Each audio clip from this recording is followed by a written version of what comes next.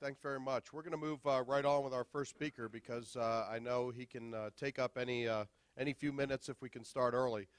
Greg Carbin is a warning coordination meteorologist at the Storm Prediction Center in Norman, Oklahoma. And for those of you who ever have seen Greg talk, I think you could sit there and just watch him talk all day. He's innovative, he's creative, and he does a lot of tinkering with data sets and all that sort of stuff. So I think without further ado, I'd like to introduce Greg, but for those of you who are watching online, I'd like to give you a little peek into what they do at the Storm Prediction Center with this video before Greg's presentation. So take a look.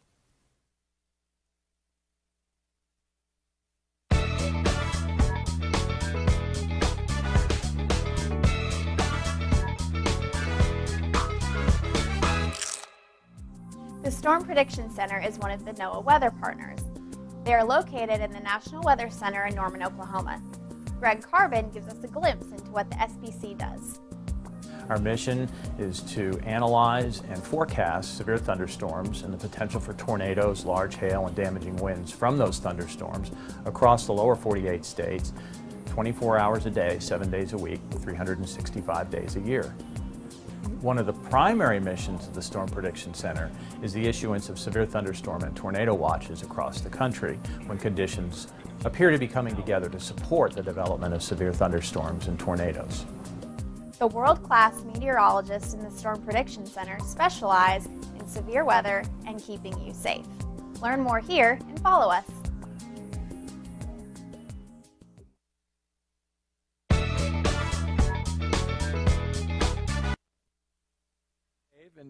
Dave Jones and Dave Sweeney and Sarah Maxwell for all the hard work you've done putting this together. It's been remarkable, and thank you very much for a really amazing program so far. I hope I can live up to the standards of what I've seen the first day and a half here. So, but I'm going to start with continuing the trend that we had at dinner last night, which was door prizes. So I got a couple of things during the talk here that I'm going to hand out. They're all chocolate candy bars for the right answer. And the first question will be, name the alma mater that Jim Cantori and I share, and also the year that we both graduated with our bachelor degree in meteorology. What year? 1983. No, 85. Ah, Dale, you got it. Here you go. All right. So we've got two more of those coming up during the talk. Keep those in mind. Dave came up with the topic for this talk, and I can't thank him enough. I am passionate about ensemble forecasting. I'm passionate about meteorology, obviously. And when Dave said he wanted a talk on ensembles, I thought, this is perfect because it's what I love to do. Probably you've seen some talks I've done and seen a lot of the stuff online and that I've worked with as far as tornadoes and the tornado data. And I'm very interested in that too, and I'd be more than willing to answer questions related to the years we've seen and upcoming events maybe. But ensemble forecasting is truly revolutionary. I think you can put ensembles on the same level as satellites and radar as far as the revolutionary aspects that they bring to the science of modern meteorology. So without any further ado, let's get going. I'm going to talk about the use of this data in attempting to not just communicate the risk of high-impact events. This is going to be that was called bite-sized science. It's going to be a heavy breakfast of science for you. And I want to do that because you're scientists and broadcasters, and you're going to grasp this stuff, I think. If you don't, interrupt me and ask questions. Let's make it interactive if you'd like. That's fine. But let's move along here. On today's menu, and like I said, well, this goes along with the bite-sized thing. This is playing on puns a little bit. If you've seen Greg Fischel talk from WRAL, he loves to speak in puns, and he has a little talk about ensembles where he uses puns. So today we're going to talk about a variety of ensembles and the way you view the data from ensembles. And this includes things such as plume diagrams. My wife asked, well, why don't you have a turkey up there? Well, just stick a quail with a little plume on his head. I like that. Spaghetti plots, there's the colored pasta. Mean and spread, that's kind of a mean spread. That's really pushing it. But Paintball plots, if you haven't heard of those, you'll see a few. Postage stamp output from Ensembles, and we'll end with dessert, and I'll chew on some Chiclet charts, which are some things that I've been recently developing, looking at longer range forecasts. Yeah, let's see if I can use this one. So why ensemble forecasting? This is a really neat graphic I found just a couple weeks ago in putting the talk together that shows a dramatic change in the density and coverage of Earth system observations just over the last 40 years. In 1973, that map there on the upper left, very few, sparse coverage with respect to surface observations and ocean observations across the planet. Look at where we are today. I mean, we're saturated. We've got data from drifting buoys, we've got satellite information, polar orbiting satellite information, but believe it or not, and I don't really have to tell you this, there are still huge gaps in our ability to observe the atmosphere in its current state. And given these huge gaps, there remains tremendous uncertainty. And even if you could fill those gaps, as you'll see, we won't have perfect forecasts. So there's the uncertainty with respect to data and what is truth. There are nonlinearities in weather systems. They're dynamic. The dynamic interaction between the oceans and the atmosphere, we know, tend toward chaotic behavior because of the dynamic systems, and this introduces chaos, and as you go down out in time, your predictions become less real, less meaningful, and really all we have to go on when we get out about a few weeks is climatology, which is essentially a no-skill forecast. And God does play dice, after all. Even Einstein didn't think that. With respect to nonlinearities in chaotic systems, there's chance, and we have to talk in the language of chance when it comes to predicting the weather. It does not act deterministically, but our brains tend to do that. We like cause and effect. We like to say, okay, because of A, I think B will happen. And when we were talking yesterday about watches and warnings, I constantly get a kick out of this when we work at SPC. We try to box the atmosphere. Well, the atmosphere doesn't care about a box. It's going to do what it wants, and we want to try to box those things, but the atmosphere doesn't work that way. And so I think ensembles give us insight into the variability and the uncertainty that exists as we go out in time into the future. And so the answer is really all of the above. It's all of those. It's sparse observations, the inability to know what's currently going on across the entire Earth, nonlinearities in the chaotic nature, and God rolling the dice.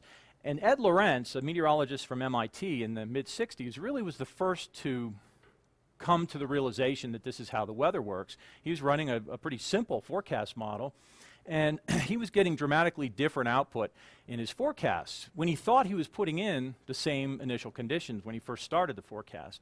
But then he realized that no, he was off by a few decimal points in the early initial conditions, and just that small change in his initial values into his model resulted in dramatically different changes in time. And so this idea of sensitive dependence on initial conditions was really uncovered by Ed Lorenz, and he was not all that surprised by this, and this is where we get the idea of the butterfly flapping its wings. I don't exactly remember when I first heard that phrase, but it stuck with me. I thought, that is fascinating to think about, that you could have a perturbation occur on the other side of the planet, and somehow upscale development occurs and you have some remarkable storm as a result weeks later. It's possible. Will we ever be able to predict that? Unlikely. But with modern meteorology and modern computing, we can perturb initial conditions, and we can look at the variety of output from the forecast in time, and we can say something about the predictability of the patterns we're in. And that's what I think is the most revolutionary thing about ensembles, is that we, as meteorologists, for the first time, have the ability to say something about the predictability of the pattern. In the past, we were just like, well, 3 days out, we think this will happen. We only had a handful of models at most, really 2 or 3 when we first started forecasting, and you'd look at them and they may not agree, but most of the time you'd go with one or the other. Now we can look at a range of output and talk in terms of agreement among models or clustering, and maybe a clustering or consensus forecast is a better approach to what the future may hold. So this insight into predictability is incredibly powerful. And ensemble forecasting has been going on for quite some time. Really all you need is a couple meteorologists in a room looking at the data. And I don't know about you, but it is remarkable how many different points of view you can get. Even though the models may see something that looks pretty clear-cut to you, another very experienced meteorologist may disagree and may say, no, I see it this way. And ensembling among humans occurs all the time. At SPC, we always talk, well, you know, is it a tornado watch we should be thinking about or a severe thunderstorm watch? And what's really going on here? So this brings me to my second trivia question, and I'll get another candy bar out. This one is the raspberries and dark chocolate candy bar. To anyone who can name the 3 ensemble members in this picture. That's pretty good. Well, if you're on my, I put this up.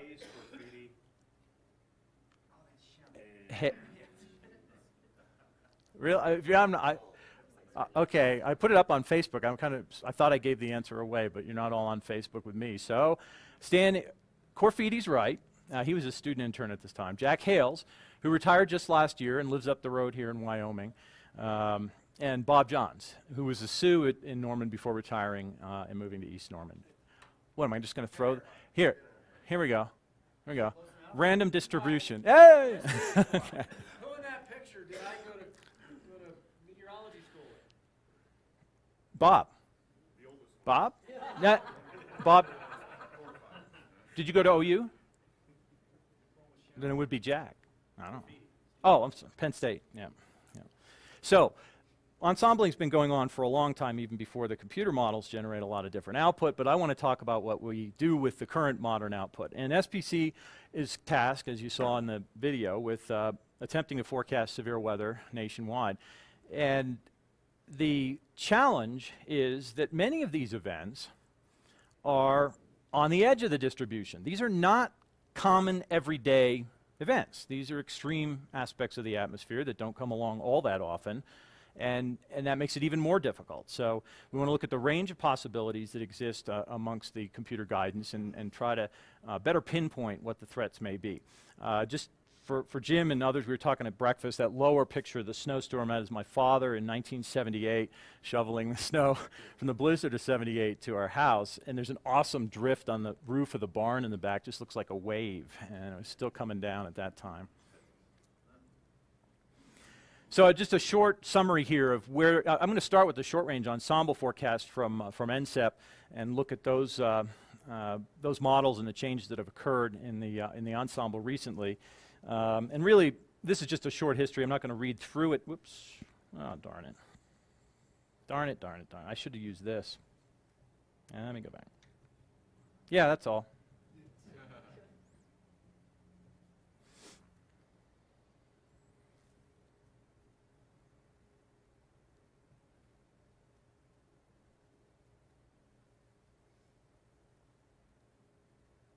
Okay, so I really want to start at the lower part of this.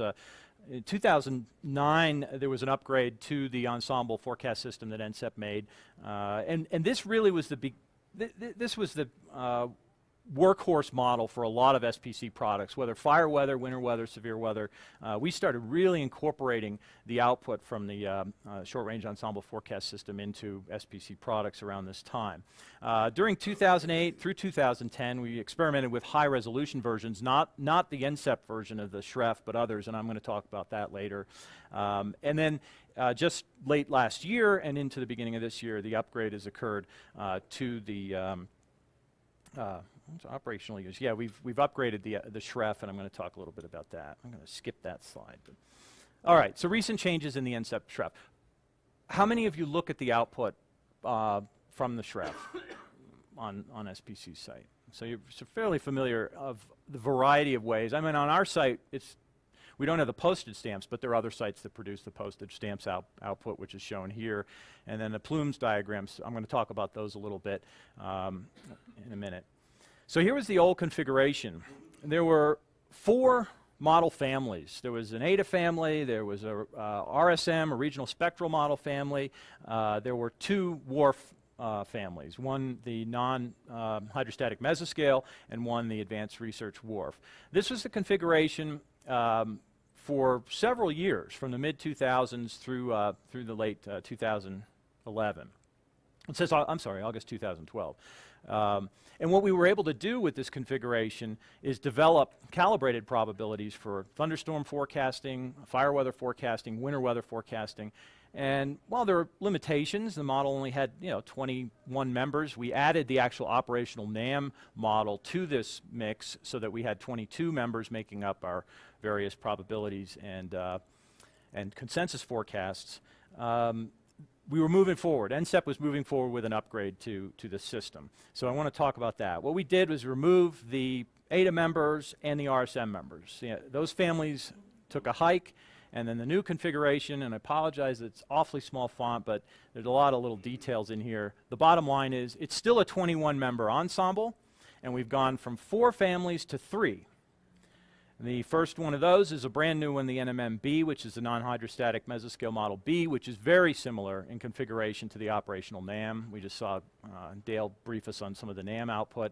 Kept the NMM, kept the RW, added additional perturbations to those control runs. But you still have a 21-member ensemble here with 3 primary models driving the ensemble, and a variety of physics packages, a variety of perturbation schemes that go into this to generate the output. Now we will look at individual members, 21, and again SPC adds the latest version of the operational NAM to these runs. These are off-hour runs. They're not your 12 and 0Z or 12 and 18. They run at 9Z, well 3Z, 9Z, 15Z. There's a lot of stuff here. So if anybody's got anything in particular, or if something comes to you, just shout it out. Just a quick question. So you're saying there's each piece has a 21-member ensemble to it? Or No, this is the 21-member ensemble. Yeah. And so what you have 3 model families again. You have a control run for each one of these, and then you perturb that control run in a positive fashion and a negative fashion 2 different perturbations, using different perturbation methods. And you want to talk about complicated math, that's crazy stuff. One thing that's great about modern meteorology is that, we were talking about it at dinner last night, it's like science fiction, but it's real.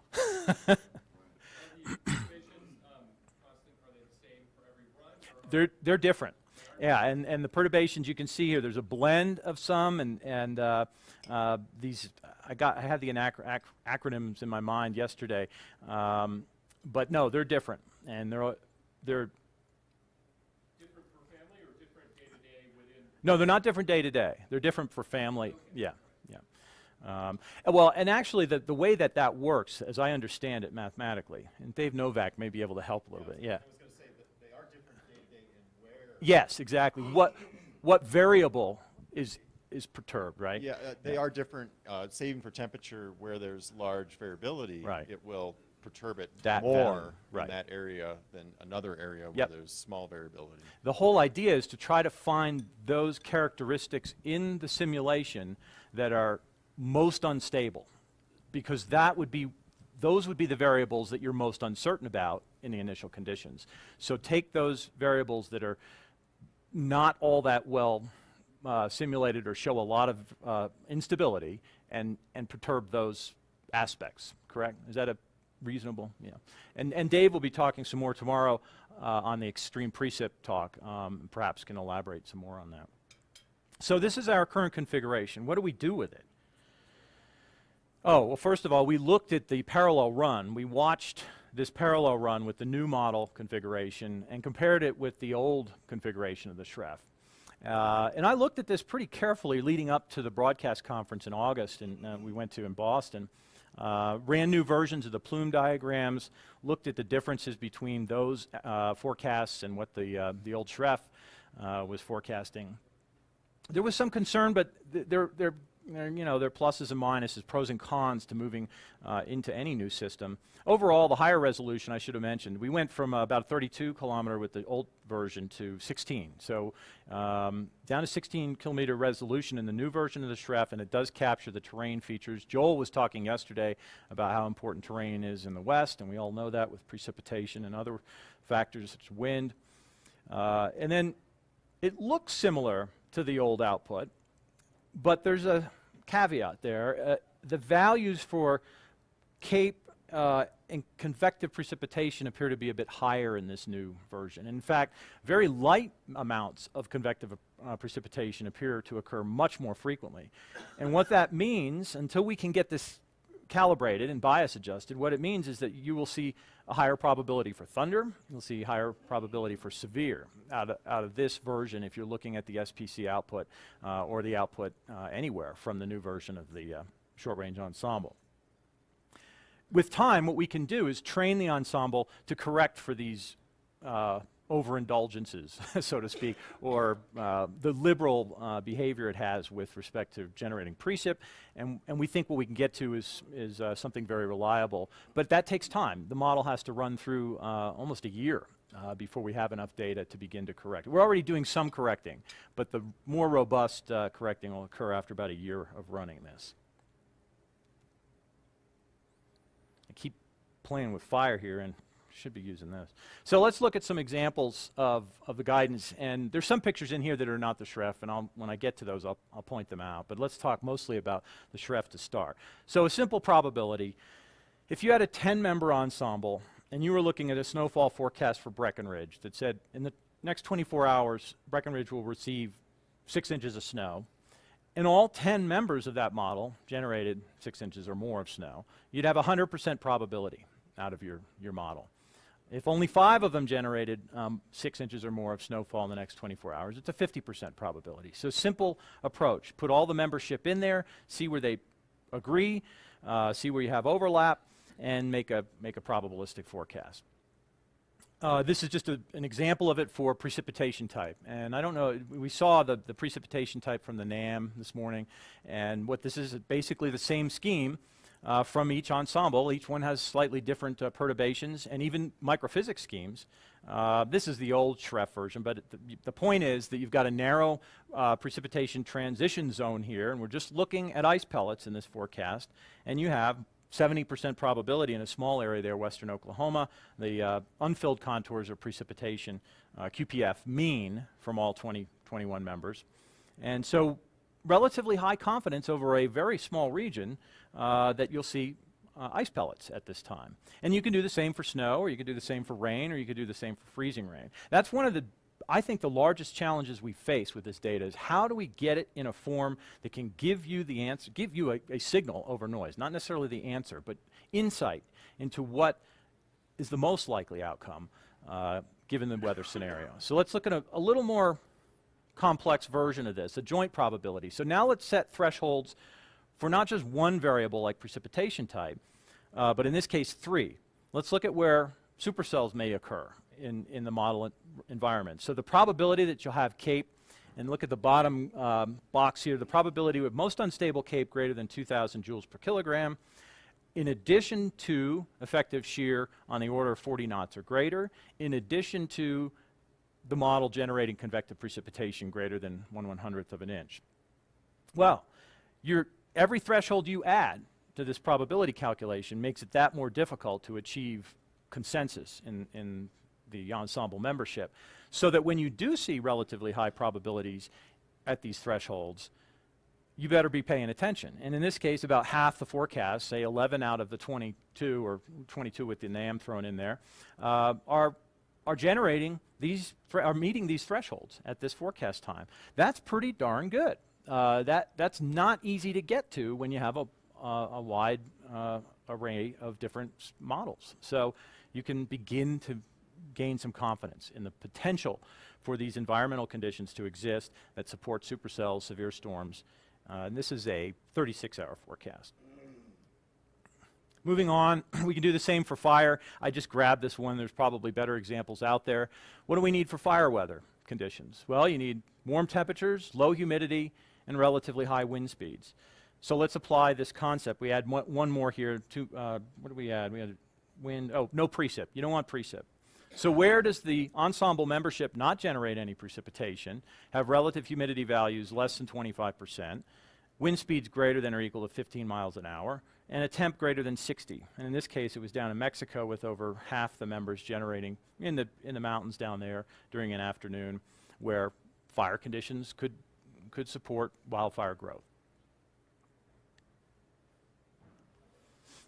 All right, this one's a little closer to us in time. This is the Christmas Day severe weather outbreak, tornado outbreak in the south. We're looking over Louisiana, Mississippi, Alabama. This is a joint probability with thresholds set for the variables that would support strong, long-track, violent tornadoes. And so in this particular case, we're looking for convective precip to be occurring in the models. We're looking for a mean layer cape greater than about 500 joules per kilogram.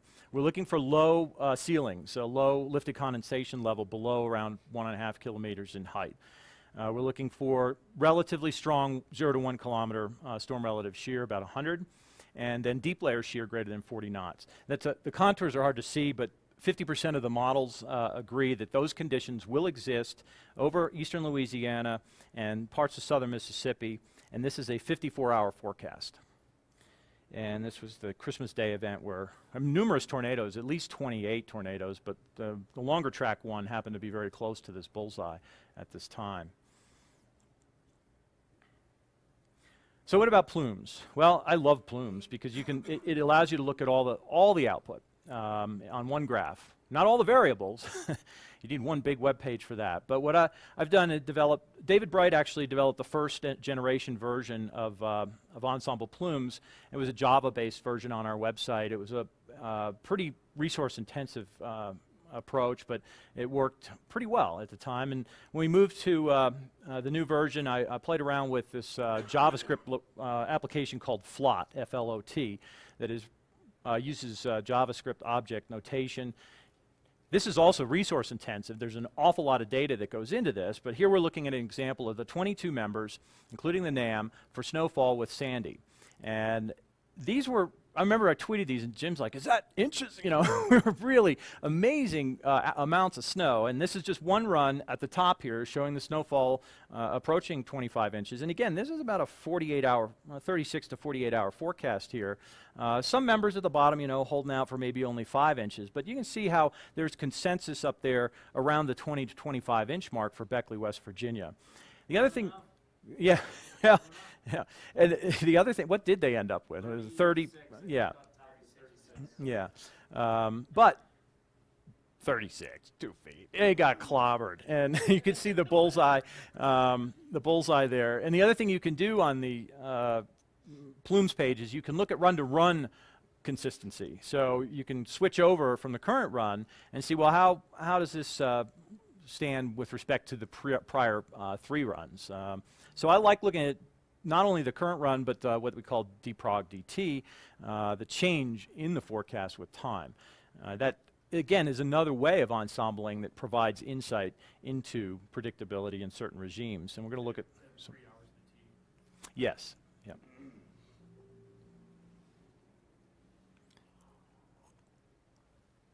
And there's a website. There are about 1,000, a little over 1,000 point forecast locations across the country, and not a week goes by where I don't get somebody emailing in, can you add this site? Can you add that site? And it's like, yeah, but it does take quite a few resources to dump. There's a tremendous amount of data with each one of these locations because you've got the individual forecasts for every location. So I think I've got a pretty decent coverage on the map there. And you can, the variables that you can look at from the model here include temperature, dew point, instability in the form of CAPE, shear, 3-hour QPF. My favorite is that summed QPF where you can see the total for the entire run. You can do total snow, precipitation type probability, relative humidities on there, and 10-meter wind. The other neat thing that I incorporated when we changed over to the new version of the short-range ensemble, they're small blue dots that are co-located or very close to National Weather Service forecast offices on the map. And those, I've archived a week's worth of SREF data and also observational data. So if you load one of the blue locations and drop down the menu for a prior date, you'll actually see larger, and it's not on this one, but you'll see larger dots show up for temperature, dew point, wind speed, and RH. Those are the ones where I'm tracking the actual surface ob. So you can get an idea how well are these forecasts verified over the past week. So there's a verification aspect to this for about 100 sites. I get obsessed. I go through these obsessive routines. I wrote this code last February, and I I did not want to stop till I had it running. It was hours of work, mostly at home, and ask my wife. It's just, she says, he's in that mode, so we'll just let it go. All right, some other examples of ensemble output. This is the GFS ensemble. Oh, speaking of obsession, Sandy was certainly one. I happened to be at the in Orlando at the International Association for Emergency Managers annual meeting, which was sparsely attended because all the emergency managers were on the situation with Sandy. And in my hotel room, as every opportunity I had, I kept looking at the guidance because I'd never seen anything like this, and I wanted to get in. Again, using ensembles, get insight. How predictable is this given its dramatic impact? And so here's a spaghetti plot of low pressure. So there's 22 lows stamped out there from all the different models, all the different members of the GFS ensemble, and then a mean of the sea level pressure. And this is really kind of interesting. You see there are a few outliers there, and that was that eastern track that GFS was trying to hold on to. This is a 168-hour forecast. But you get the sense that, there's consensus back here on the East Coast. So those eastern ones really are not all that, we can't be all that we can let those go. We'll be more confident this system will be up close to the coast. And then there's a time lag ensemble where just was it 3 or 4 runs, 3 or 4 different GFS ensemble means, just showing the change in the location of the mean low pressure system with Sandy. No, these were special. These were just playing around with how can I get a handle on this. And this is another one. This one was a lot of fun. Then once Sandy was within the SREF forecast window, essentially within 87 hours of landfall, this is a 36-hour forecast of the probability that sea level pressure will be equal to or lower than 950 millibars. And so you had a paintball plot there from every member showing where the lowest pressure will occur in the model. And then on the right is the model runs forward in time. So the probability that you will meet or be below 950 millibars for every time step in the model as the low pressure system approaches the coast. And so you get a general idea there. You got about 20–30% probabilities. There's a third of the guidance that is deepening the low pressure to 950 millibars and bringing it along this track. This is the kind of stuff I was doing it because it's like I can't find this anywhere else, and it's something I wanted to see. So I said, well, I'll just take a look at what this looks like. And then another obsession was the Christmas snow that really didn't materialize in Oklahoma. And my wife was giving me a hard time because she's like, get away from the models. Spend time with the family. But my sons were interested because they're like, Dad, what's the latest SREF show? So it's like, and they were rubbing it in. And this is just a postage stamp looking at snowfall amounts across Oklahoma. And the purple there, I think, is about 10 inches. None of these are really all that close to what happened. Yeah, except the blank one. I think the one down in the second row from the bottom, fourth one over, is probably a reasonable forecast, but it's displaced into central Oklahoma. What actually happened was you had heavier snow in southwest Oklahoma. So there's a phase space error there in the forecast. This was an interesting event because it was not very well handled by the guidance, except as the high resolution guidance came in, it was a little bit better, and we'll look at high resolution model data in a minute. And the other thing that occurred with this is 2 days later, was it 2 or maybe five, on the 30th, we had a surprise band of heavy snow form across central Oklahoma, and we got more snow from that in 3 hours than we ended up with on Christmas Day, which was supposedly the big event. So again, those tiny details of variability that we have a hard time accounting for sometimes. So I'm going to transition now to the storm scale ensemble of opportunity. And you may have seen this on SPC's website. It's the latest edition in the forecast tools set of data there on the website. And the idea here is to apply very high resolution models, storm scale models, around 4 kilometers in resolution, to the problem of severe storm development, evolution, and character. And I just sort of threw this up. It's more than just 2 parts of the NMM and the ARW.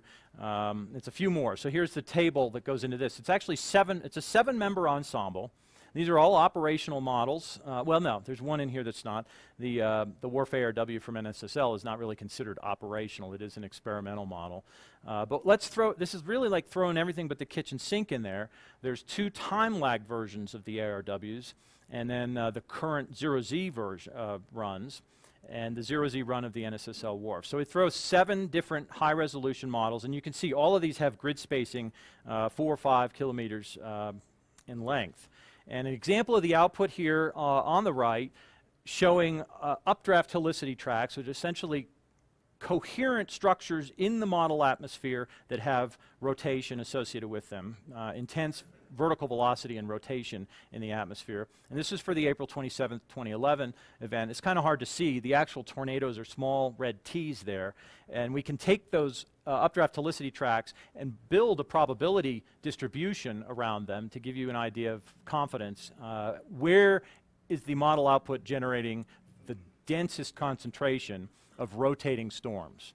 And you see there across Alabama into Tennessee about a 90% probability, and sure enough, long track tornadoes with this event. So we're looking at this now in a lot of different ways. You can see it on the website. There's a paintball plot just for reflectivity that I grabbed the other day. And so you can look at the paintball plot, you can look at the probability distribution across the ensemble membership, you can look at the means and spread from guidance here. Not just for severe storms, but precipitation and fire weather and winter weather products there as well. So this is an example of that output from last April. And again, this is looking at a 7-member ensemble. The NSSL ARW, time-lagged high-res ARW, both the current run and 12 hours prior. The non-hydrostatic mesoscale model, current run and 12 hours prior.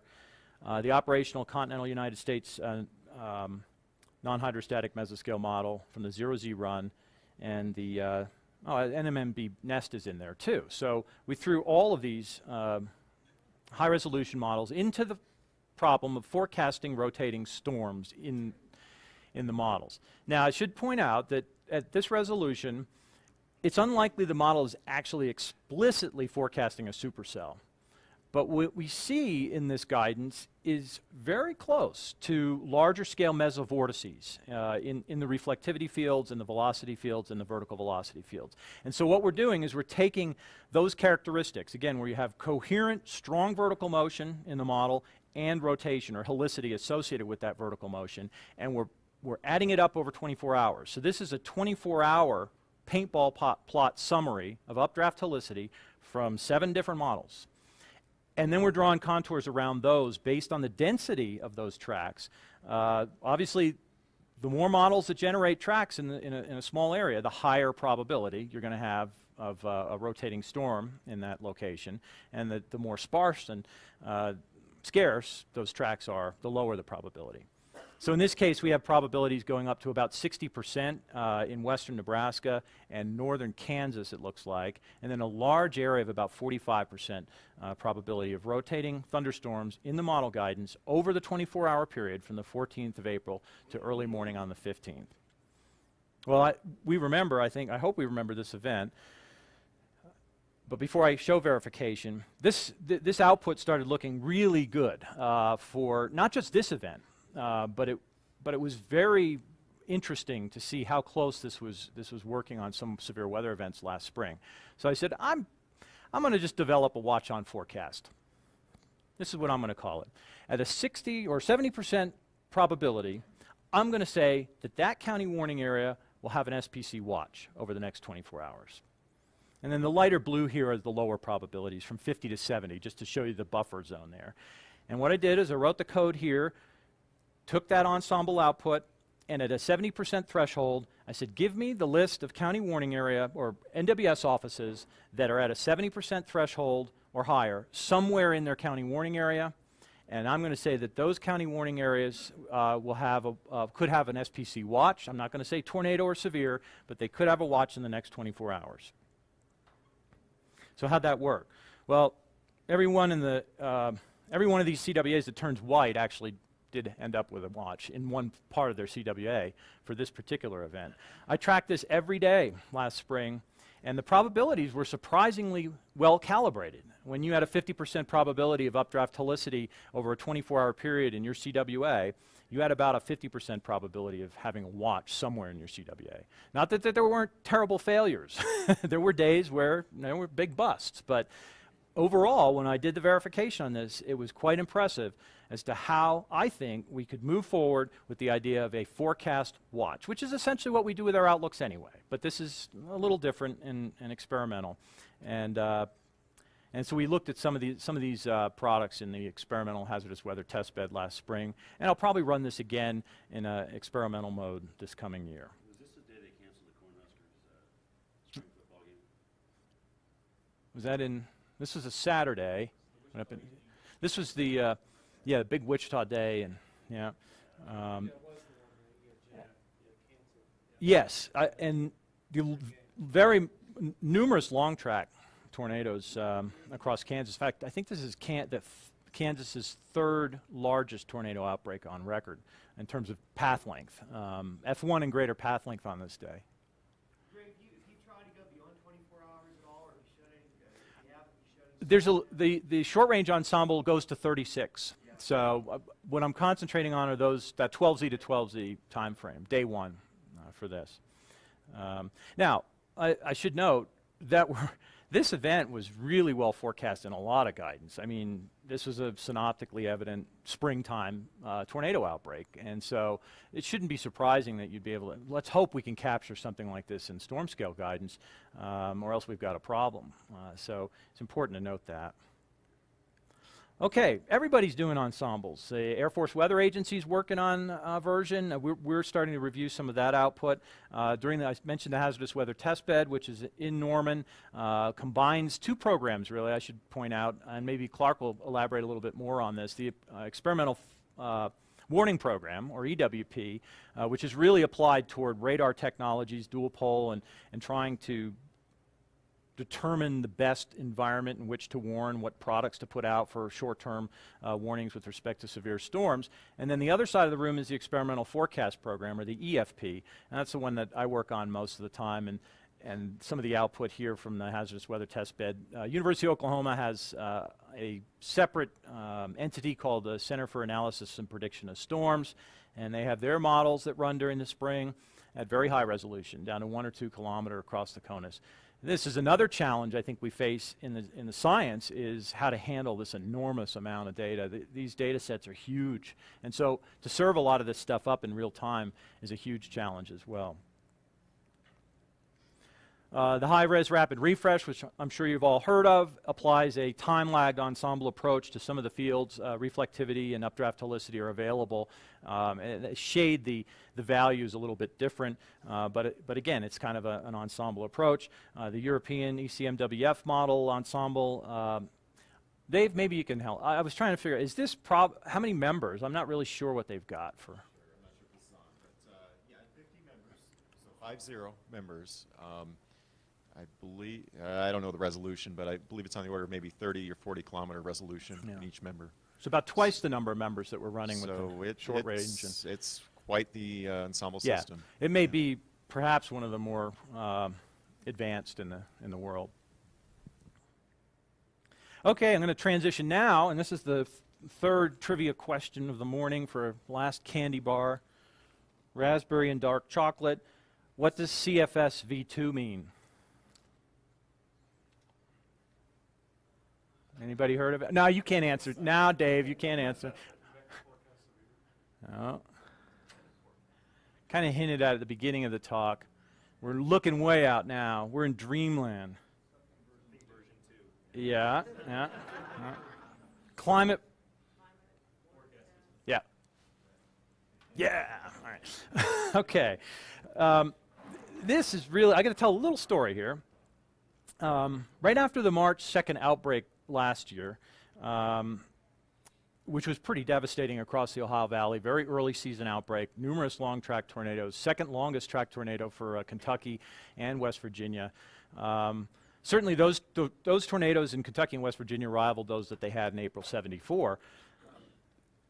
There was a briefing in the White House, I believe it's Administrator Fugate of FEMA was briefing the president on recovery operations, response recovery operations up in the Ohio Valley.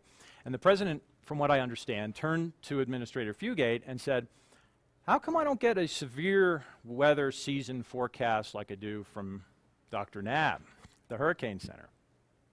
And Administrator Fugate says, I don't think this is a direct quote. What, am I the weatherman? You know, no, he said, ask the weatherman, I think he said.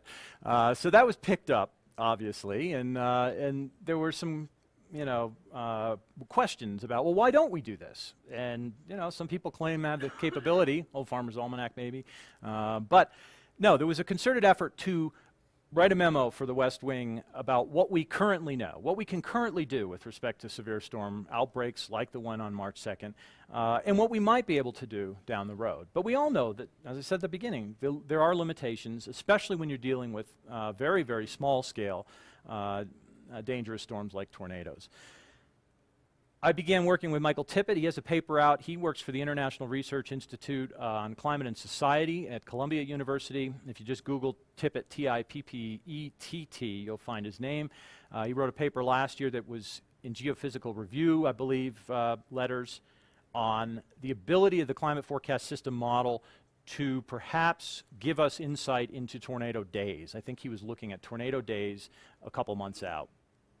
And so we're starting to look at the climate forecast system version 2 with respect to severe weather events. I'm downloading the 0Z run every day since late December now. And I'm plotting the supercell composite parameter, which is essentially just cape, shear, helicity, come up with an index value. It's a normalized value, 1 to 20. This is a very coarse resolution model. It's about 1 degree, 1 degree. What's that? Yeah, well, it's like a Torcon. Yeah, it's SPC's Torcon. No, it's actually not it's really supercell environments.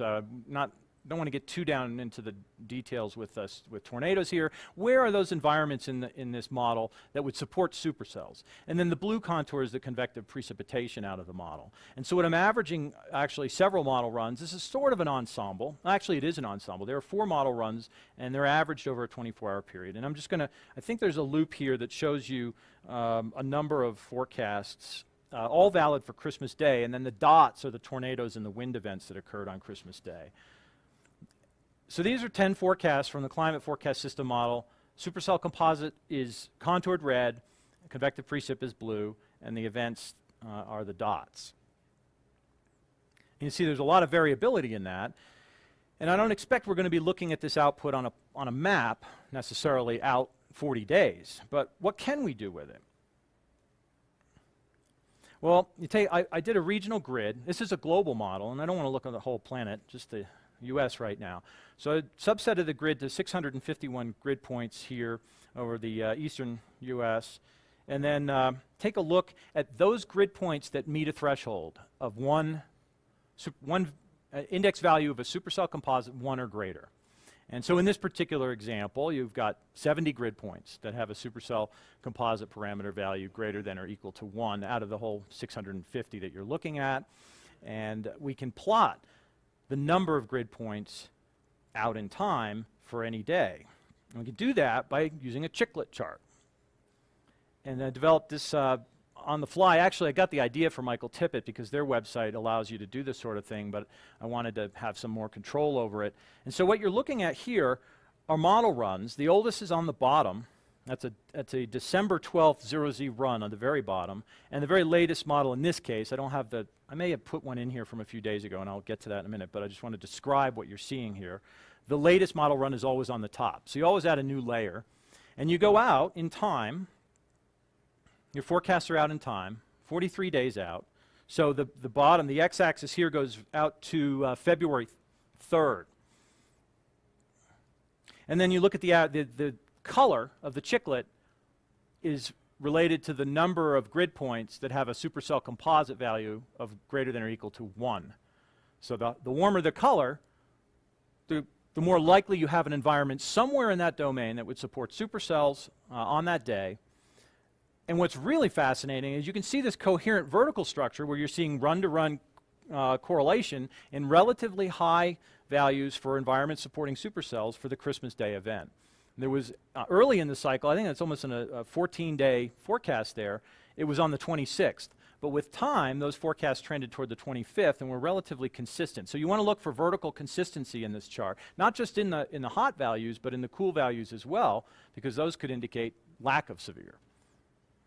Or just noise. I mean, that's the other thing. You get out 30, 40 days, you better be taking this stuff quite with a very skeptical eye, and what you'll see are run-to-run changes out this far. And the question is, are these actual signals that the model is picking up on? Will they remain consistent, or will you just see noise out this far? We don't know. We're just starting to look at this.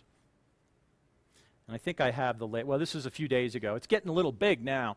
And what I've done is, on this chart, I've added the max value for the 24-hour period, the max supercell composite value, or the numbers in each chiclet.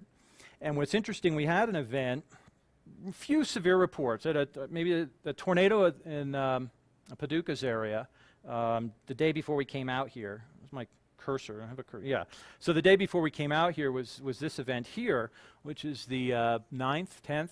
And you can see that the model had a generally relative consistent forecast for that period of time. And so I said, oh, well, let's look at 19th of February. So here's your 19 February forecast for supercell, and don't buy it. It's probably not going to look like that at all. But we can, for any one of those, if we see something show up, let me go back here. If we see something show up on the Chiclet chart, and that was that 5 out there, way out on the edge of the distribution for February 19th, I said, well, let me just run a chart. And so the max value over the 24-hour period for February 19th is a 5 supercell composite value. And let me go back one more time. It's orange. And the reason that Chiclet is orange up here, it's way up on the upper right, is there's probably about 120 out of 650 grid points that have a greater than or equal to value of 1 in this domain. And so you only see the 1 contour and the 2 down there in the Gulf. We're just summing up those grid points. There are about 100 of them. And that turns it orange in the chart. So this is where we are. This is the latest stuff that we're working on, and we've got a conference coming up, I believe, in March on seasonal type forecasting for severe. Can we do this? And again, if you look at the fundamentals of ensemble forecasting, sure, we could do it for some regimes, but we can utterly fail for others, and that's why you're going to have to approach this in some probabilistic fashion and apply certainty or uncertainty to your forecasts. And that gets us to some of my final slides here. You're never going to get a perfect forecast out of any of this information. And I've looked at ensembles now for 7, 8 years, I think, maybe 10 years now at SPC.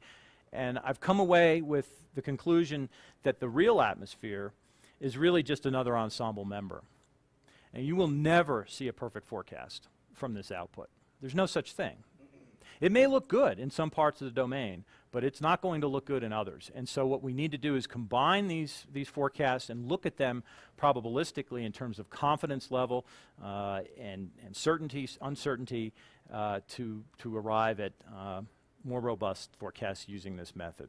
And there's another example, the GFS ensemble spaghetti chart for 500 millibar heights. And you can see it starts out very coherent, and all the models in general agreement at the beginning of that simulation. This is a 10-day simulation. I'm not really sure the end time here. Well, I guess it would be the 17th, right around now. And so it just becomes incredibly noisy. There might be a signal in there, and if you apply statistical tools such as means and spread, you can pull out more information from this. But in the end, nature doesn't break her own laws, and we go toward chaos at some point. And so predictability goes to essentially nil. Keep that in mind. And just as far as severe weather and other weather forms and climate, tropical weather, if you haven't gotten Nate Silver's book on signal and noise, he has a great section in there about forecasting. He got famous through baseball algorithms. He was a mathematician, statistician who developed algorithms to predict baseball players and how well they would do in their careers, and did very well in that. And then, of course, he predicted the results of the elections using the Electoral College system. The New York Times picked him up. And he has some pretty simple rules for successful, oh, I'm sorry, keep going, darn it. Going ahead here, jumping way ahead. Very simple rules for forecasting that I think should apply when it comes to ensembles, or any forecasts.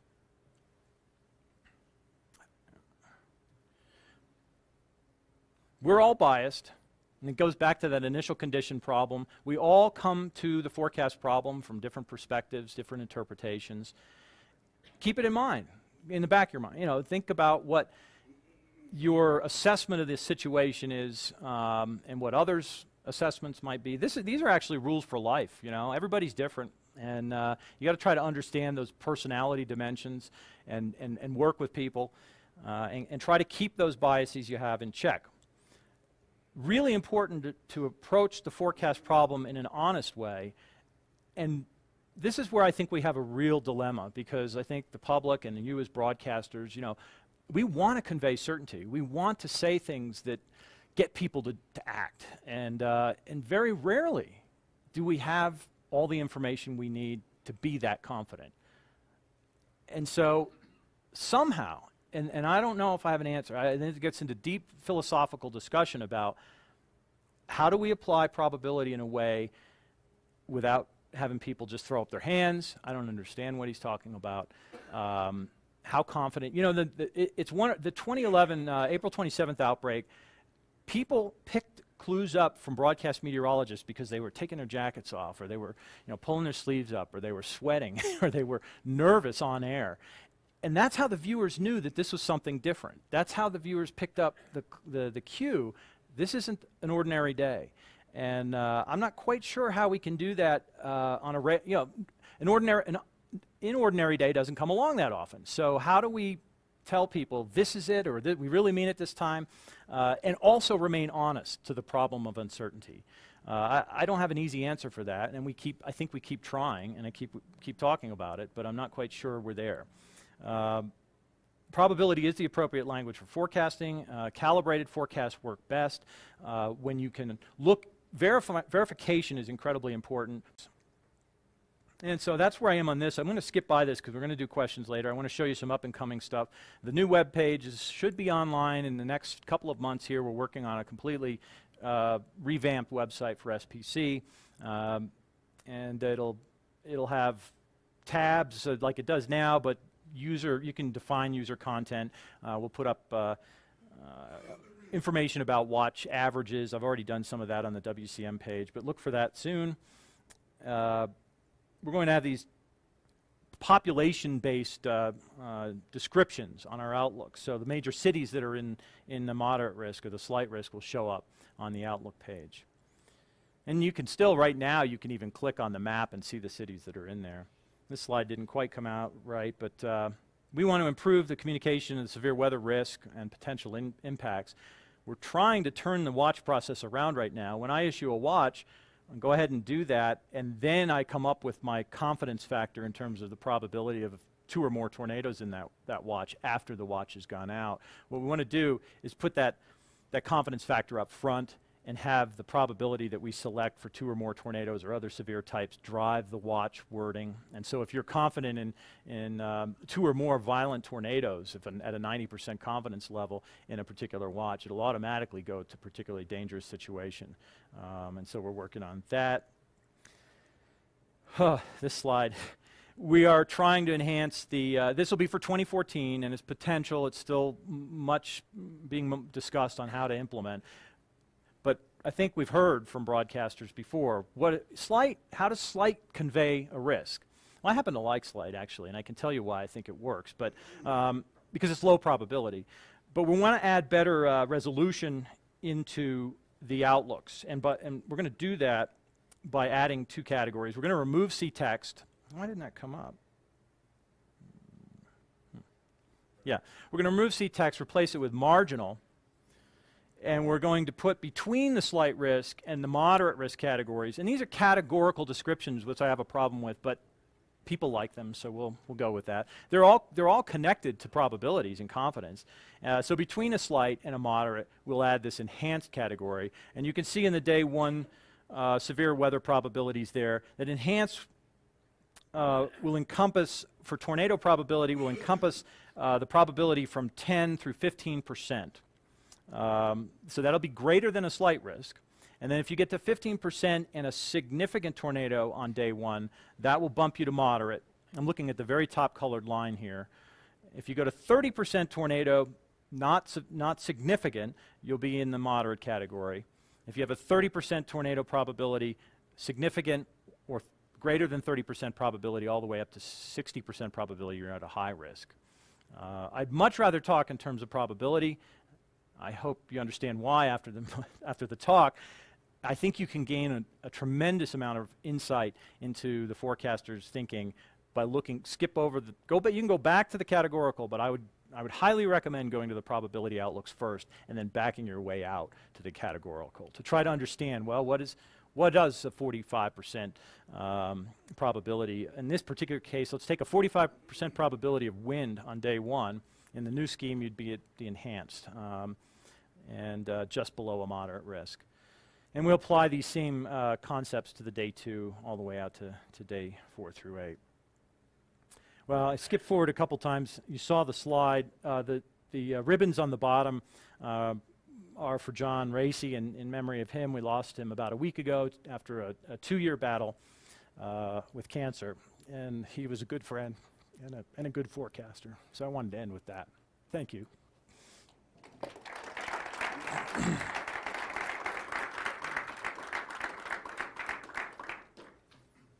Questions? Greg, if you do go to I guess we'll close this. a seasonal outlook, Yeah. what are you looking for to talk about it? I mean, you know, like the Hurricane Center looks at ENSO phase. They look at sea surface temperatures, things like that. What are you going to be looking at? As a start, I'm prepared for this question because Chris Strager asked me yesterday. So what does the next month hold with respect to severe weather, and hold in store for us? And we get this quite often. And I think what we'll do is offer something up along the lines of the current climate forecast system output. As of this morning, shows a solid blue line for the next 40 days, right through mid-February, which, when you take that in context with the guidance showing these cold air outbreaks coming up, you can say with relative confidence that it appears we will have below normal, certainly with respect to recent years, we will have a lack of favorable environments for severe weather, at least through mid-February and probably beyond, because we're in the cool season. These events are not very common to begin with in the cold season, even though we have had some significant events early in the year, in recent years. The current signal from the forecast system guidance is that not below normal, but perhaps a lack of organized severe weather for the next 30 to 35 days. That kind of answer, perhaps. And maybe with time, I'm sure this will fall apart as soon as we get into late spring, because you're going to see, I'm going to have to adjust what we look at as far as the thresholds, because you'll have much more days with plenty of cape laying around, plenty of shear. And so we're going to have to look at how we modulate. But I think for the cool season as a start, maybe we look at this where severe weather events are driven primarily by strong synoptic scale systems that are going to show up in this type of guidance. And if there's consistency from run to run to run, maybe we say something. We did last year was fascinating because we had a winter that was well above normal in terms of temperature. And after the March outbreak, there was this big cry that it's above normal temperatures. The winter's so warm, that's what's driving the severe weather. Well, not exactly. There's really no connection to above normal winter warmth and severe weather activity level. There is some better connection to below normal winter temperatures and lack of tornado activity. And so we may be in that regime now. And so this kind of guidance gives us the confidence to say, not only are we below normal temperature-wise, but below normal weather temperatures in the winter definitely suggest a lack of tornado events. But there's always the devil in the details. You can put the ingredients together for a pretty significant outbreak in a matter of 2 or 3 days. So there's always, you have to say, and we have to apply some sort of confidence or probability answer to that. by looking at reforecast data, by looking at how well this data has worked in the past, and keep validating that, keep verifying it. I hope that, there's a lot to do. I'm thinking more of a seasonal. Yeah, and I'm not let's sure say we where go in December, where do we go December, January, February? Well, the current guidance we're looking at is 45 days, so we might be able to go half a season. But I think we're really going to run into difficulty as we really move into that active season phase anyway. And so, but Tippett's paper, if you look at Tippett's work, it does suggest there's some possibility in terms of number of tornado days. Where looking at this guidance and the indices that he looked at, he said he could pull out signal from this several months out. And there are other people working on this problem too. At Purdue, they're downscaling some of these forecasts and actually getting down to the scale of severe weather and simulating the potential for more active days out 60 days, 90 days. So it's being worked on, but I think it has a lot of potential to fall flat too, just given the nature of uncertainty in severe weather. Guys, one more question before. I just want to ask you, would you ever consider a high risk out day 3? Oh, well, right now we can't. We can't do high risk at day 3. The probabilities lock us into no higher than moderate. And yeah, I mean, I think that we're gaining enough insight, especially with some of this high resolution guidance, that's certainly a direction we can go to, someday. Hi, Craig Setzer from CBS in Miami.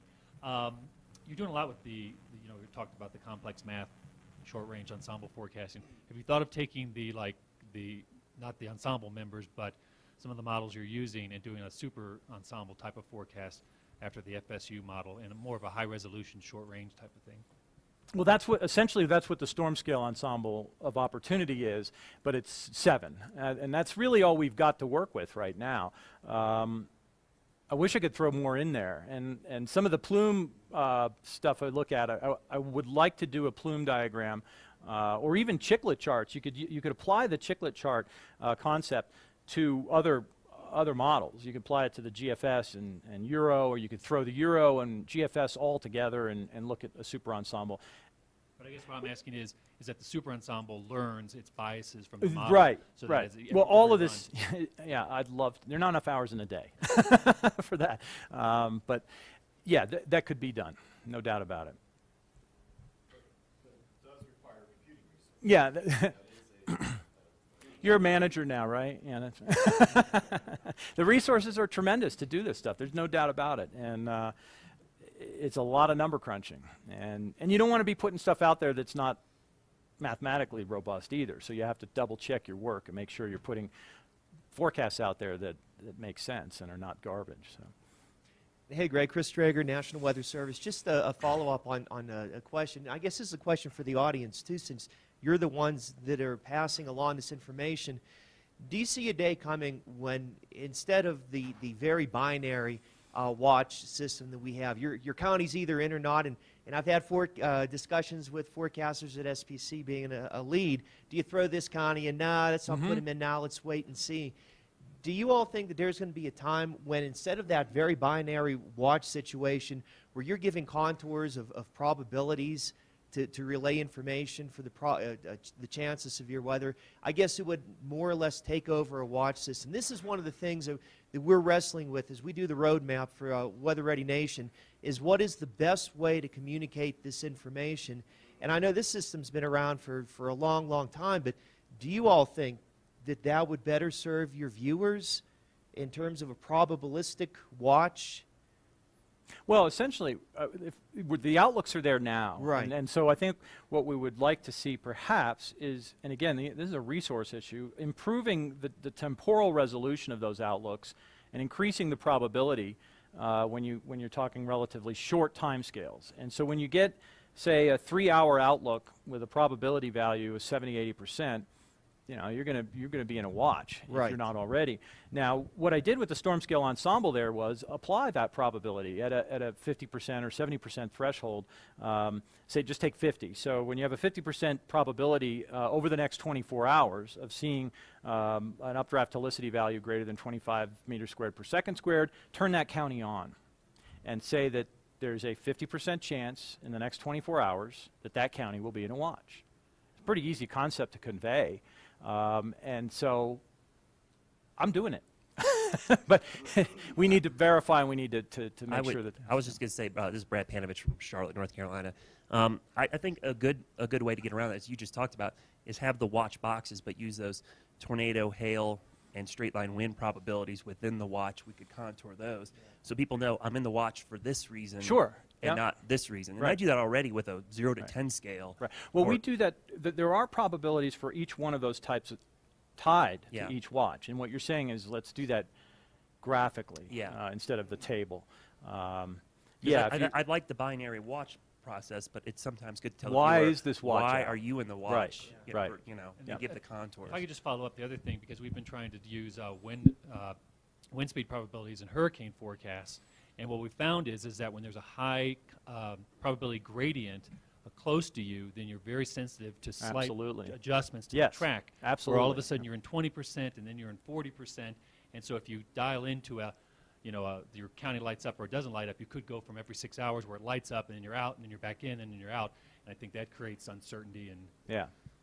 And I guess that's just the business. We're talking about it too, and I don't know if you have any ideas. I know this is out of the realm of what you're talking about for this presentation, but in terms of how to display winter weather probabilities, instead of saying there's a warning for this large area, even within that area, what are the probabilities of fine-scale exceedance? details. Yeah, Right. I think these are areas that we'd like to explore over the next 5 years or so to see if there's maybe a better way to display it. But Well, like you said, again- then you get into, if that track shifts just a little bit, if you have a bigger warning area, you're still okay. You're still in that window. But if you start dealing with very tight gradients of uncertainty, then all of a sudden your 20% turns into an 80%, and it could flip-flop. You get a 0-6Z run or 12Z run, it goes back and forth a little bit. Not that ever happens, of course, but Yeah, right. you could really throw some chaos into it. Well, and yesterday the discussion on simplification versus complication, and it's fascinating. There's so many aspects to this problem. I think there are certain times when we actually need to be relatively complicated in our descriptions, and then there are times where we definitely need to simplify. And the question is, when do you do that? And I think some of the debate with regard to Sandy is, did we make it too complicated? Could we just have simply called it a hurricane, regardless of what the meteorology says? And that's simplifying the problem. I know it's not policy, but then there are regimes in which, with a mixed precipitation event or tornado versus severe, we might have to be a little more complicated in terms of our descriptions. And so one size does not fit all. We know that. The weather is different every day. We know that. And the public's interpretation, I think it's been shown, they get uncertainty. They know that when they hear temperature 75 degrees for a high today, don't we wish, that it's probably going to be 70 to 80. They know that there's this uncertainty inherent in meteorology and weather forecasting. And so instead of shying away from that, I think we need to embrace it. We need to understand those regimes in which we cannot simplify something and those in which we might have to get the results that we need given the impact. So this is a huge philosophical issue that we're not going to solve here, but it will be improved upon if we keep talking about it. And we need to keep talking about it with you, especially the broadcast meteorologists, because you are the front line in describing these things, and you do it well. So I thank you for that. Yeah, this is somewhat related. We had a situation recently, Matt Safino, KGW Portland, in Portland where, and this is related to the new, I think it's the new system where the warnings are issued via text through the cell phone companies. Yeah. So there's one little part of Multnomah County which encompasses Portland that goes up into the Cascades. A blizzard warning was put out for the Cascades. So everybody in Portland got a text saying there was a blizzard warning out for Portland. Yep. And I was putting that fire out on Twitter all day long. The best laid plans, right. Or never underestimate, what'll happen with good intentions. And I think that system has a lot of good intentions. I think that the cart before the horse maybe in some of these areas, saying, oh, we got this great technology, let's apply it. Boom, you got a problem. And I want to go back to the watches for a minute because there was a question about, lines instead of counties. I'm a big fan of counties. I mean, in the eastern U.S. With respect to watches, it's easy to verify watches by county. It's easy to track anomalies year to year, month to month. The FIPS codes, whether it's on or off. You start getting into contours, then you're into grids, then you got to figure out, well, how you do it. It complicates the issue. Polygon warnings complicate the issue with respect to verifying severe weather and even verifying watches. And not to say that they're not appropriate at that scale, but I'm not sure that going to a multi-sided amorphous polygon for watches is necessarily the best approach. There are very large counties, and you see in the climatology where they show up because large counties are more likely to be in a watch if they're touched by the watch. But for now, I think the counties are an appropriate scale for watches. So, Dave. Maybe just to clear the record with the alerts. Dave Novak, HBC, and maybe Chris, you could highlight that. That is not a Weather Service process. Well, though the Weather Service initiates the warning. Right. Yeah. But it's, and I don't have the full understanding, but I think it's working with the providers. Right. Okay. So just to be clear there. It's about cell phone tower coverage, and there are issues. Providers, I don't think it was only Verizon or something, but. And this is a separate question too, mainly for the audience, I think, is how sensitive are we to using the severe terminology as defined by SPC? Because I get blowback from management about, okay, you're telling me that if we had a wind gust of 55 miles an hour, that's not severe. If the hail is only 1 inch and not 2 inches, is that not severe to that hitting somebody's car, 1 house, inch is whatever? Severe. Yeah. Right. Yeah. No, I know it's 3 quarters, but he had 2 inch for significant severe on the map, so that's what I was thinking about. So anybody else handle that in a way? Brad? We just had a meeting about I this. knew you were going to stop. We had a meeting. It was funny with some of my management about what severe weather is, and we basically, the viewers will tell us any weather that impacts their life adversely. And that came up yesterday. If it hits you, it's severe. Game. It's really about impactful weather, and sometimes we think of severe criteria too much and not about. And again, it goes back to boxing the atmosphere. Yeah. We're putting it in boxes because we like that. It's easy, and it doesn't work that way all the time. We actually have our different definition of what we consider severe weather because it's different to everybody. A rain shower. But then we get into. Well, he's saying it's severe, and they're saying it's not. Well, I wouldn't call it severe, but we will play it like it's important weather, impactful weather, and not call it severe weather. But again, I think we can improve and become more coherent by doing this, by talking about it and having these conferences. Chris? Just an add-on, Chris Strager, just to add on to that comment, as a government agency, of course, we still have to have some level to track ourselves for that, but that's why we're talking, too, about the impacts of a system. If you're at a Little League game, the fact that there's going to be some frequent lightning, that wouldn't have us putting out a severe thunderstorm warning if it's only 20-mile-per-hour gusts coming out of the storm. But for the parents and the kids that are at that game, that frequent lightning is a huge impact. And how do we relate that? How do we talk about the impacts? So I think these are challenges we have coming up.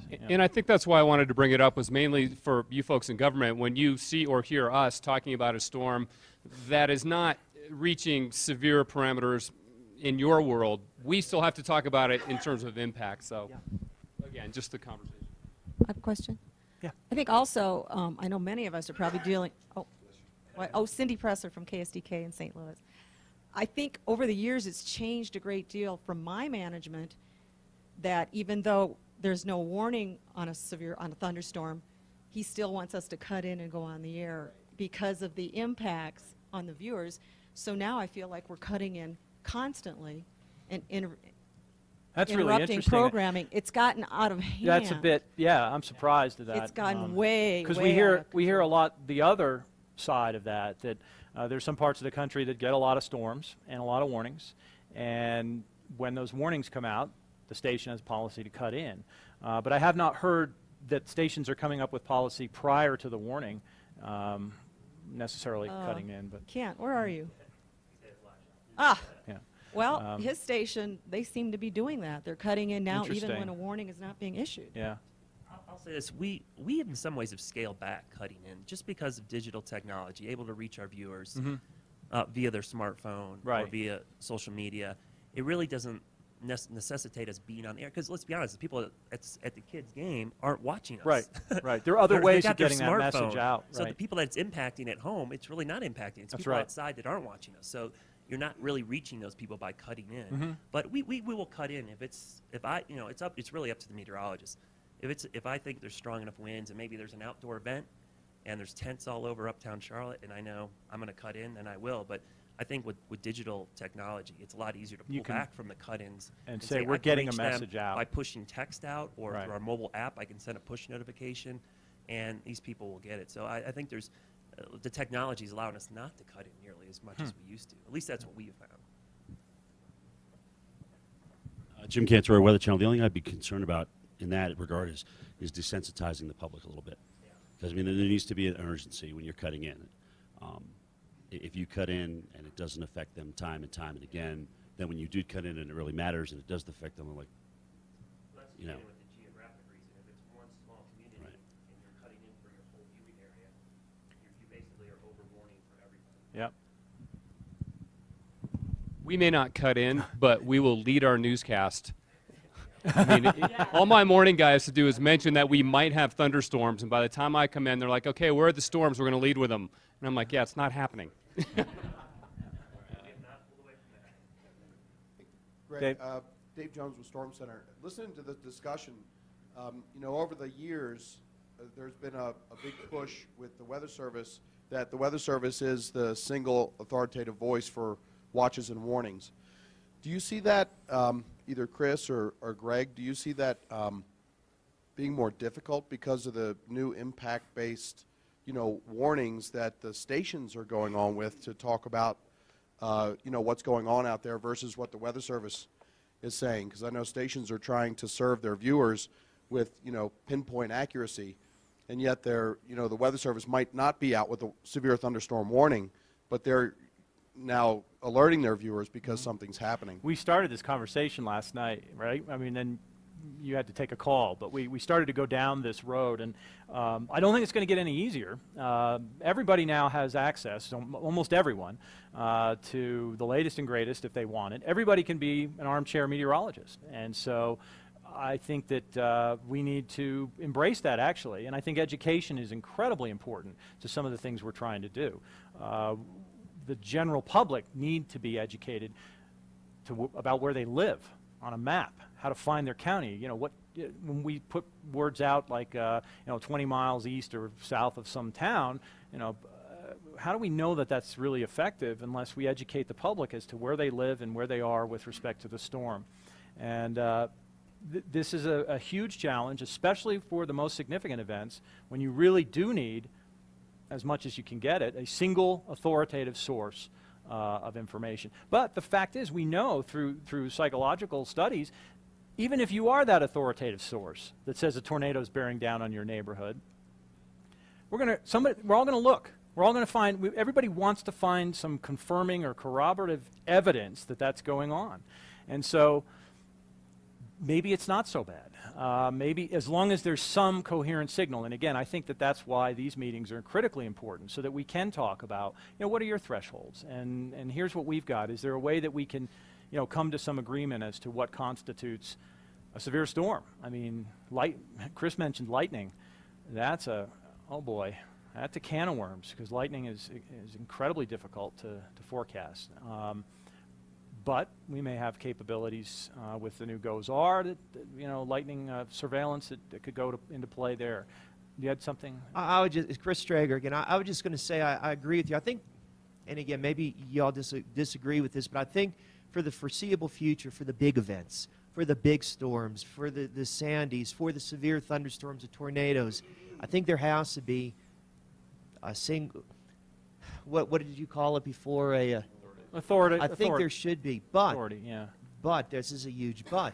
There are other things too that are affecting people and a wider range of audience. 1 inch of snow on the Beltway in Washington, D.C. at the wrong time of day will throw the system into chaos. That, I think, is perfect. The tornado at the St. Louis airport, things like that, the Little League game, the storms with frequent lightning that we can't be getting out, and I'll dare say this, should we be going out as a National Weather Service and doing all this? You all have been doing the tweets, the Facebooks, all this communication, and not to get corny about the whole thing, but that's what the Weather Ready Nation is about. Right. You guys are picking all this stuff up, and this is a huge service to the public to fill in that gap of information where we can't and we shouldn't be doing that. And I guess with the private public, that's a fine line there. And as we move forward now with all this information and ways to communicate, I think it's important we keep talking in these venues. There's room for everyone under the tent. There is no doubt, because we have a huge number of challenges, and I think that we all have these roles to fill, and we will fulfill them and still face gaps and other challenges. So that we'll end with that. I'd just like to step back just a little bit and ask you to change the subject slightly. Can you tell us a little bit how the Storm Prediction Center interacts with the process of briefing like FEMA or briefing, you know, others in case of potential severe weather outbreaks? Or is it really the local forecast officers, or how does that work? No, we have a communications plan that, well, we'll start with FEMA, that we meet at, we have an agreement with FEMA, National FEMA headquarters, that when a moderate risk essentially on day 2 initiates the process, or if it's on day 3. That's unusual, but if we have a relatively high probability or a moderate risk on day 2, we'll notify the NOAA liaison to FEMA that we'll do a conference call, and we'll discuss the forecast, and then at the end of that conference call discuss a follow-up call probably the next day. So we have this relationship that really is only I think we've been doing it 2 years now. The Hurricane Center, unlike SPC, has a FEMA liaison at the Hurricane Center, and we'd like to do that, but one of the issues is, you know, hurricanes is a pretty defined season, and you know when the guy's going to be busy. With severe, it could be any time of year, but you could go long periods of time where that liaison is not really going to be much use to FEMA or to the SPC, I think. And that's one reason I think we haven't really implemented that position. But we do have the NOAA liaison to FEMA, and so we'll work with her and tell her what we think is coming up. Let's do a conference call with the FEMA regions. And then our communications plan is constantly, we're moving forward with an idea that if we're briefing FEMA, why don't we get out ahead of this with respect to the press? And we may do a press release. We did one the day before the March 2nd outbreak, I believe. And so when the signal is there for a relatively large-scale event, if we can gather the mass media together to do a press release, we will. It saves us time from having to answer calls from all different agencies over the next 24 or 48 hours. So we're moving in this direction of an idea that, you know, maybe at day 2 we do a press release, or we do a press pool with questions and answers about the upcoming event. One of the challenges, again, is that these are relatively infrequent and can come about in a relatively short period of time, you know, 72 to 24 hours. And so unlike hurricanes, which make a great visual, and you can see them in the Atlantic for a week out, we can't do much visually other than talk about the forecast and the outlook ahead of the actual event. So we're a little hamstrung there. We, you know, maybe with some of the high-res guidance, we can show the evolution of storms similar to what a hurricane might look like on satellite or radar, but we're not quite there yet with the tornado problem. Just in addition on that, you talked about from a national perspective with SPC, what we're doing now, and this is all just developing over the past couple of years now with the 10 FEMA regions. Our Weather Service regions now are getting close liaisons with them. FEMA 7 in Kansas City is working close with Central Region Headquarters. For Eastern Region Headquarters, FEMA Regions 1, 2, and 3. If there's a specific threat for that one region, we will work with them closely to help define better what the specific threat is for that region. So I see this is kind of setting up now, at least from a Weather Service perspective, where we're working down the chain then with the local FEMA regions from our Weather Service regions. I worked in Region 6 as for 4 months down in Denton, Texas on an work exchange program, and I learned so much about what FEMA does and the people that work for the agency, and they hang on the meteorologists' every word. And they've got the Weather Channel on 24/7 in their ops area, and they are watching weather like a hawk. And I don't think there's another federal agency that is that attuned to weather and weather forecasts than FEMA. And when I was there, it seemed that it would be ideal to embed, instead of the other way around and having the FEMA liaison at the center, well, maybe the regional centers, FEMA centers, would have an NWS meteorologist on staff there. It's an idea and something that I think that FEMA would benefit from, and we would too. So just to follow up to that, is FEMA part of the, like, helping to define the weather-ready nation and how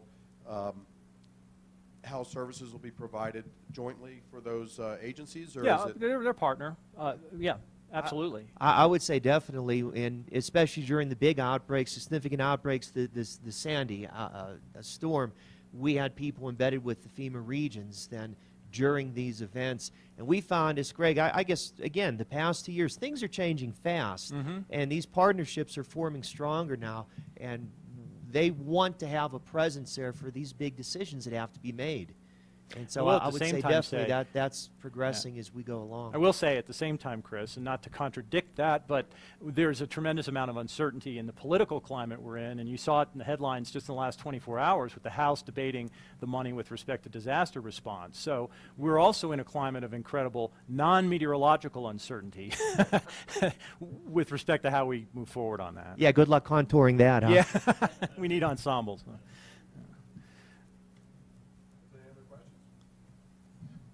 Okay, Greg, thank you very much. Thank you, Dave. Thank you very much.